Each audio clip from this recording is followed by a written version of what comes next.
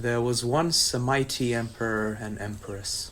Both were young and handsome, and as they desired the blessing of children, they did everything that was necessary to secure it. That is, they went to the witches and philosophers and asked them to read the stars to find out whether they would have children or not. But it was all in vain. Finally, the emperor heard that a very wise old man lived in a neighboring village and sent for him. The messengers returned with the answer, "Let him who needs me come to me." So the emperor and empress set out for the wise man's house. When the old man saw them in the distance, he rose, went to meet them, and said at once, "Welcome, but what do you want to know, O emperor? Your wish will bring you sorrow." "I am not here to question you about that," replied the emperor, "but to learn whether you have any plants you can give us that will bestow us the blessing of children." "I have," the old man answered, "but you will possess only one child. He will be a handsome, lovable boy, yet you will not be able to keep him long." When the hour of its birth came, the child began to scream in a way no magic arts could silence. The emperor commenced to promise it all the good things the world contained, but it was impossible to quiet it. "Hush, father's pet," said the emperor. "I will give you this or that kingdom. Hush, my son. I will give you this or that princess for your wife." At last, when he saw the child would not stop, he added, "Hush, my boy. I will give you youth without age and life without death." Then the prince stopped crying. The courtiers beat drums and blew trumpets, and there were great rejoicing throughout the empire for a whole week. One day, when the lad had just reached his 15th year, and the emperor sat at a banquet with the nobles and grandees of the country, the handsome prince rose, saying, "Father, the time has come. You must now give me what you promised at my birth." When the emperor heard this, he grew very sorrowful and answered, "Why, my son, how can I give you an impossible thing? If I promise to you then, it was only to hush you. If you can't give it to me, father, I shall be obliged to wander through the whole world till I find what was promised to me and for which I was born." Then all the nobles and the emperor fell at his feet and besought him not to quit the country, because, as the courtiers said, his father was growing old, and they would place him on the throne and give him the most beautiful princess under the sun for his wife. But it was impossible to shake his resolution. He remained as firm as a rock. And his father had seen and duly considered all those things. He gave his consent and prepared to supply the prince with provisions and whatever else he might need for his journey. The young hero went to the imperial stables, where the finest steeds in the whole realm were standing, to choose one of them. But when he laid his hand on the horse's tail, he knocked it down, and so they all fell, one after another. At last, just as he was going out, he let his eyes wander around the building once more, and saw in one corner a sick, weak horse covered with sores. He went up to it, and when he grasped it by the tail, the animal turned its head, saying, "What do you command, my master? I thank God that he's permitted a hero's hand to touch me once more." And, planting its feet firmly, it remained standing. The young prince told it what he intended to do, and the horse replied, "To obtain your wish, you must ask your father for the sword, lance, bow, quiver of arrows, and garments he wore when a youth. But you must take care of me with your own hands for 6 weeks, and give me oats boiled in milk." When the prince begged the emperor for the articles the horse had advised, the monarch called the major domo of the palace and ordered him to open all the chests of clothing, that his son might choose what he pleased. The young hero, after rummaging them 3 whole days, at last found in the very bottom of an old trunk the weapons and garments his father had worn in his youth, but the arms were covered with rust. He set to work to clean them with his own hands, and in 6 weeks, during the time he was taking care of the horse, he succeeded in making the weapons as bright and shining as a mirror. When the horse heard from the handsome prince that the clothes and arms were cleaned and ready, it shook itself once. All the sores instantly fell off, and there it stood, a strong, well-formed animal with 4 wings. When the hero saw this, he said, "We'll go in 3 days. May you have a long life, master. From today I shall be at your service," the horse answered. On the morning of the 3rd day, after reaching the boundaries of his father's country and arriving at the wilderness, the prince distributed all his property among the escort, bade them farewell, and sent them back, keeping for himself only as much food as the horse could carry. Then he turned toward the east and rode for 3 days and 3 nights till he came to a wide plain where lay a great many hewn bones. When he stopped here to rest, the horse said, "You must know, master, that we are on the land of a woodpecker fairy, who is so wicked that no one can enter her domain without being murdered. She was once a woman, but the curse of her parents, whom she angered by her disobedience, turned her into a woodpecker. She is with her children now, but you will meet her tomorrow in yonder forest. She will come to kill you. She's terribly big, but don't be frightened. Hold the bow ready to pierce her with an arrow, and keep your sword and lance in hand, so that you can use them in case of need." Then they went to rest, taking turns in watching. At dawn the next morning, they prepared to pass through the forest. The prince saddled and bridled the horse, drew the girths tighter than usual, and mounted. Suddenly, he heard a tremendous crashing. "Make ready, master," said the horse. "The woodpecker fairy is coming." As she approached, she moved so fast that she tore the trees down, but the horse leaped upward like the wind, so it was almost over her, and the prince shot off one of her feet with an arrow. Just as he was about to discharge the second arrow, she cried, "Stop, my young hero. I'll do you no harm."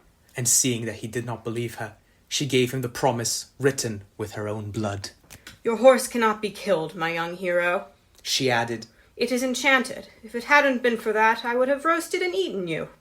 Know that until today, no mortal man has ventured to cross my boundaries as far as this. A few bold wights who dared to make the trial reached the plain where you saw so many bones. With your horse and your heroic courage, I believe you will succeed." After 3 days had passed, the prince prepared to continue his journey and departed. He rode on and on and on. The road seemed to grow longer and longer, but when he finally crossed the frontiers of the woodpecker fairy's kingdom, he entered a beautiful meadow, one side of which was covered with blooming plants, but the other was scorched. The prince asked why the grass was singed, and the horse answered, "We are now in the domain of the scorpion witch. She is the woodpecker fairy's sister, but they are both so wicked that they can't live together. Their parents' curse has fallen upon them, and so, as you see, they have become monsters. Their enmity goes beyond all bounds. They are always trying to get possession of each other's lands. When this one is very angry, she spits fire and pitch. She must have had some quarrel with her sister, and, to drive her out of her kingdom, has burned the grass on which she was standing. She is even worse than her sister, and has 3 heads. We will rest a while now, and be ready at the first peep of dawn tomorrow." "Make ready, master. The scorpion witch is coming." The scorpion witch, with one jaw in the sky and the other on the earth, approached like the wind, spitting fire as she came, but the horse darted upward as swiftly as an arrow, and then rushed over her a little on one side. The hero shot an arrow, and one of her heads fell, but when he was going to strike off another, the scorpion witch entreated him to forgive her. She would do him no harm, and to convince him of this she gave him her promise written in her own blood. When the hero and his horse had reached the boundaries of the scorpion witch's kingdom, they hurried on without resting, till they came to a field covered with flowers, where reigned perpetual spring. Every blossom was remarkably beautiful and filled with a sweet, intoxicating fragrance. A gentle breeze fanned them all. They remained here to rest, but the horse said, "We have arrived so far successfully, master, but we still have one great peril to undergo, and if the Lord helps us to conquer it, we shall really be valiant heroes. A short distance further on is the place where dwell youth without age and life without death. It is surrounded by a high, dense forest, where roam all the wild animals in the world, watching it day and night. They are very numerous, and it is beyond the bounds of possibility to get through the wood by fighting them. We must try, if we can, to jump over them. Buckle my gird as tight as you can. When you have mounted, hold fast to my mane and press your feet close to my neck that you may not hinder me. The prince mounted, and in a moment they were close to the forest. Master, this is the time that the wild beasts are fed. They are collected together. Now we'll jump over. Forward, replied the handsome prince, and may the Lord have mercy on us. They flew upward and saw the palace, which glittered so that it would have been easier to look at the sun. They passed over the forest, and just as they were descending at the palace steps, one of the horse's hoofs lightly touched the top of the tree, which put the whole woods in motion. The wild animals began to hollow till it was enough to make one's hair bristle. They hastily aligned, and if the mistress of the palace had not been outside feeding her chickens, for that is what she called the wild beasts, they would have certainly been killed. She spared their lives out of pure pleasure, for she had never before seen a human being. Restraining the savage beasts, she soothed them and sent them back to their haunts. She was a tall, slender, lovely fairy, quite too beautiful. When the hero saw her, he stood as still as though turned to stone. But as she gazed at him, she pitied him and said, Welcome, my handsome prince. What do you seek here? We seek youth without age and life without death. Then he dismounted from his horse and entered the palace, where he found two other ladies, both of the same age, elder sisters of the first one. He began to thank the fairy for having delivered him from danger, but she and her sisters, to show their joy, had a handsome banquet served in golden dishes. They gave the horse liberty to graze wherever it chose, and afterward made it acquainted with all the wild beasts, so that it may rove above the forest in peace. The ladies entreated the prince to stay with them, saying that it was so tiresome to be alone. He did not wait to ask a second time, but accepted the offer with the satisfaction of a man who has found precisely what he sought. They only begged him not to enter one valley, which they pointed out, otherwise some misfortune would befall him. It was called, they said, the Valley of Lamentation.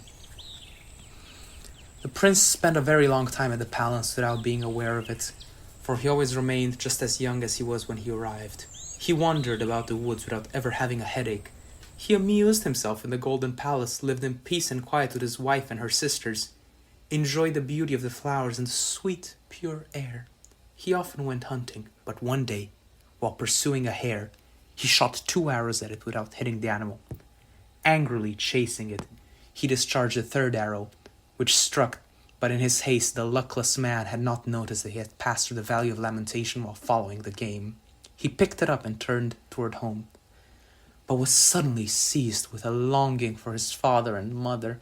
He did not venture to speak of this wish to his wife, yet by his grief and restlessness, both she and her sisters instantly pierced his condition. Oh, luckless prince, you have passed through the Valley of Lamentation, they said in terror. I did so, my dear ones, without meaning to be so impudent. But now the longing to see my parents is killing me.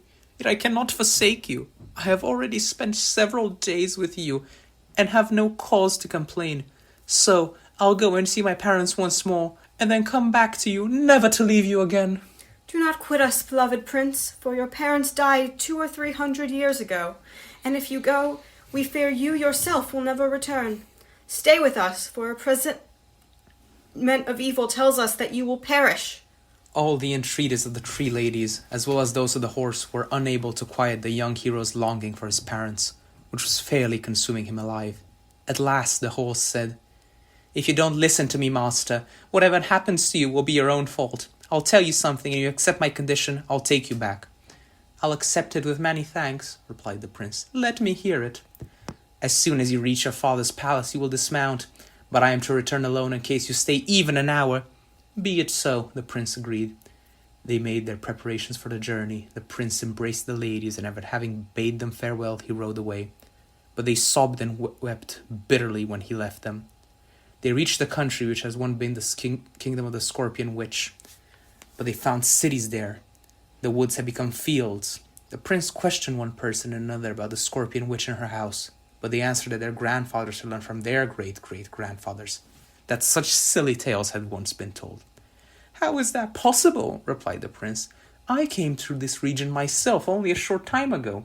He told them all he knew. The people laughed at him as if he were a lunatic or a person talking in his sleep, and the prince angrily rode on without noticing his hair and beard were growing white. When he reached the realm of the woodpecker fairy, the same questions and answers were exchanged. He could not understand how these places had altered so much in few days, and rode angrily on. He now had white beard which reached to his waist, and he felt as if his feet were beginning to tremble. Quitting this country, he arrived in his father's empire. Here he found new people, new towns, and everything so much changed that he could not recognize it. At last he came to the palace where he was born, where he dismounted. The horse kissed his hand and said, "I wish you good health, master. I'm going back to the place from which I came. If you want to go too, mount quickly, and we'll be off. Farewell. I too hope to return soon." The horse darted away with the speed of an arrow. When the prince saw the ruined palace and the weeds growing around it, he sighed deeply and with tears in his eyes tried to remember how magnificent these places had once been.